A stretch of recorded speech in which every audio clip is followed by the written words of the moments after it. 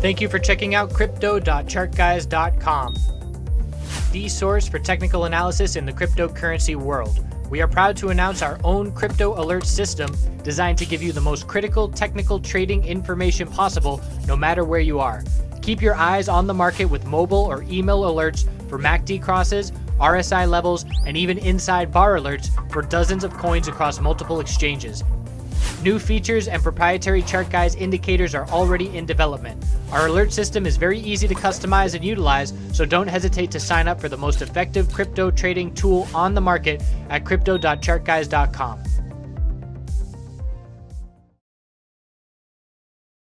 Hey everyone, hope you're doing well. We're going to look at Bitcoin, Ethereum Litecoin, BCH, and I'm going to switch off calling it Bitcoin Cash and BCH every other time just so I can make half of you happy and piss half of you off and then switch it back and forth. So looking at these names, we have clear tightening sideways trading, which certainly favors the bulls. And I say that because normally we're used to dropping pretty quickly after bull moves when we've been in that long downtrend. And clearly the sentiment has shifted enough. You know, this is the best that we've held up since that V-shaped recovery on the climax back in February. But in terms of just steady higher lows and higher highs at this point, we haven't seen a move like this in a while. So inside bars forming, we're going to see a break this coming day, and we're going to be looking for that break to give us direction. And right now, if you're in a bullish position, you're certainly comfortable and you have the appropriate stop set, and you'll get knocked out if we do see bear breaks. And if you're looking for a position, there is at this point, I do believe there will be a bullish entry here on the break of 9,000. I think we're going to see short squeeze, and I think we're going to see not a major event, but short squeeze and bulls jump in enough to go real quick from 9 to the 9,200s. And that's even just a quick flip if that's all you're comfortable doing at these levels. But this 4-hour pattern is so very clear, where we have our high of the move, low of consolidation, lower high, higher low, lower high, and I don't got my magnet on, higher low. So we're tightening up now, and the two levels that I'm watching to be the tightest range, 8,815 and 8,991. That is the range that we're watching for a break. If we get a bull break, we get a bull MACD cross to go with it. Like I said, I feel like we go a few $100s. So I will be playing a bull break with half a position on BTC if we do see this move.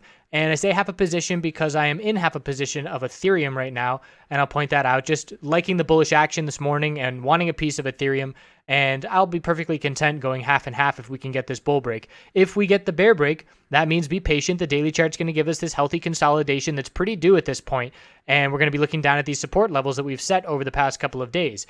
8815, 8,754, and then all the way down to 8,610. Those are our support levels if we do get the bear break. So just patiently waiting at this point, and again, expecting the break overnight tonight if you're on the East Coast. Zooming in on the hourly time frame just to get those more details. And we had a complete turnaround when there was a news article that came out just about at 4 p.m. Eastern, and it was talking about how there was a trader who was hired.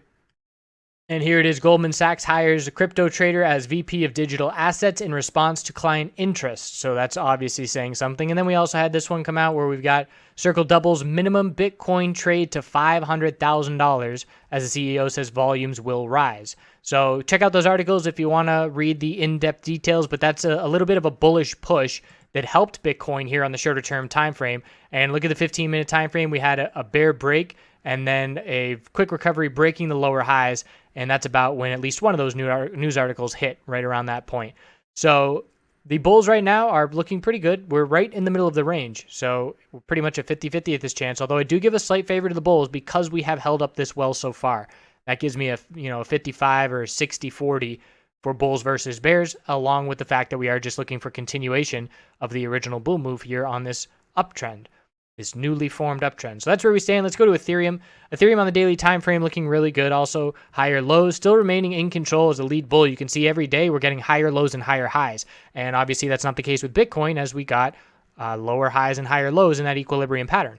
So continuation for the bulls. The next resistance level that I'm looking at, the bulls saw a break of this resistance at 626. So really looking all the way up at the 700 level from this point. Just in terms of a lack of resistance, we'll watch 650 psychological and then psychological round numbers by 10. On the 4-hour time frame, it's just a very clear higher low and higher high pattern, seeing continuation and keeping the bulls in control. And like I said, I saw this bull break here, this initial inside bar this morning, and that was enough for me to get in. And I actually got in a little bit before that and just wanted to, it was a situation where I said, all right, the bulls are holding up so well here that we could see one of those snap moves where in 5 minutes, the bulls show up and run the price through 9,000 and we see shorts cover and it magnifies the move. And I want a piece of a position, and that's why I got a partial position, because if that happens, I'm not going to be watching the charts all day today, and I do want a piece of that, and I will gladly take the small loss if we do get that bear break. So that's why I am in Ethereum at this point rather than waiting for the break. And with the second half of my capital, I am waiting for a break before I would make any move on it. And I would probably go with Bitcoin just to split them up 50-50 in terms of having a little bit of skin in each game. So the bulls are definitely still strong. I'm looking at support of 634 and resistance up at 647.47, and then 650 psychological would come after that, and just stair-stepping higher. And Ethereum has been keeping these 4-hour higher lows in place for a significant amount of time, over a week, and that remains the case. So the bulls remain comfortable. Checking in on Litecoin on the daily time frame, also forming some inside bars. We pulled back further, so we have a longer, lower wick, but inside bar on the verge of a break. And actually, we did just break it by 24 cents. So that is technically a bull break of the daily inside bar, but it's not convincing unless we see follow through. And that's because, technical analysis is not exact. So have to be cautious if we do not get follow through of that potential double top.